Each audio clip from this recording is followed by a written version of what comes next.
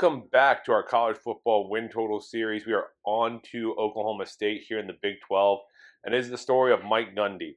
Mike Gundy interviewed for the head coaching job here in 2001. He didn't get it, goes to Les Miles, ends up joining the staff as the offensive coordinator. They go 4-7 that year, and then go to 3 straight bowl games under Les Miles.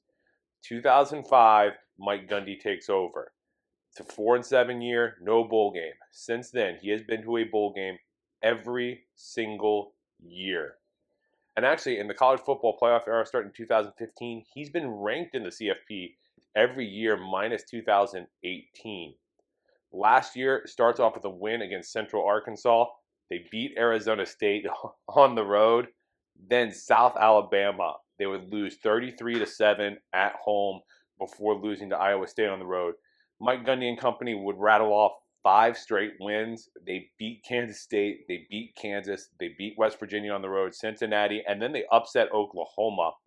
They lose at UCF before beating Houston, beating BYU, and going to the Big 12 title game where they lost to Texas.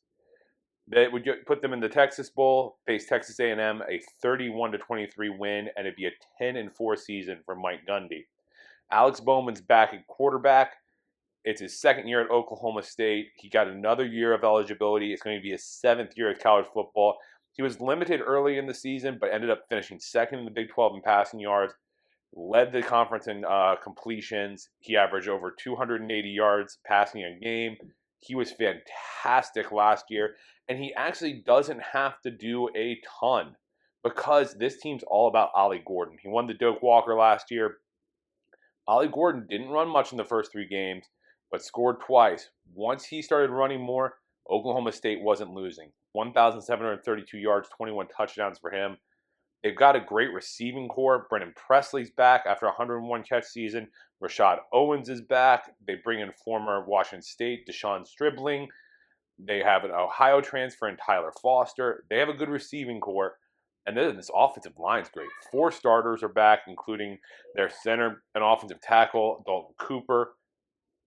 They should be a really solid offense this year. The defense struggled against the run, but they should be a little bit better this year. They do have Nick Martin, 140 tackles last year, 6 sacks, 16 for a loss.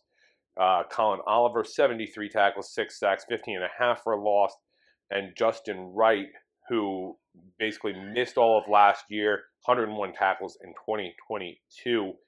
The secondary has some strong playmakers. Kendall Daniels at 1 safety spot, second on the team with 105 tackles. They have Trey Rucker coming off a 100-tackle season. They have 2 good corners in Cam Smith and Corey Black. The defense should be solid as well.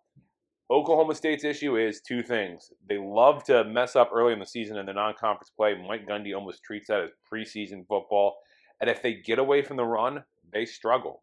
The over-under is kind of weird. There are people at 7.5. There's 8.5s out there. There are 8s out there. But we look at the schedule, and they open up August 31st against South Dakota State. That should be a win, but that's a tough, FCS level team. September 7th, Arkansas, at Tulsa the 14th, Utah the 21st. Then they go to Kansas State before playing West Virginia at home and a bye on October 12th.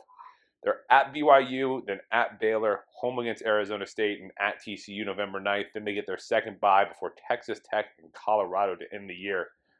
When I look at this team, though, really, you look at the front half of the schedule, this first 6 games, they could easily start 3-0 with South Dakota State, Arkansas, and Tulsa. Arkansas is going to be down this year.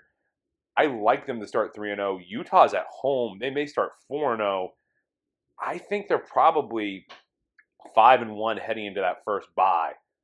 They get Arizona State at home. They get Texas Tech at home. I think they'll knock off Colorado on the road. TCU's kind of tough. When I look at this, though, I think this is a 9, maybe even a 10-win team. So we're going to take an over 8. The over 8 sitting at minus 130 on DraftKings, and that's going to be our pick here. If you like this content, make sure to hit the like button, leave us a comment, subscribe to the channel, and let us know what you think. And we'll see you next time.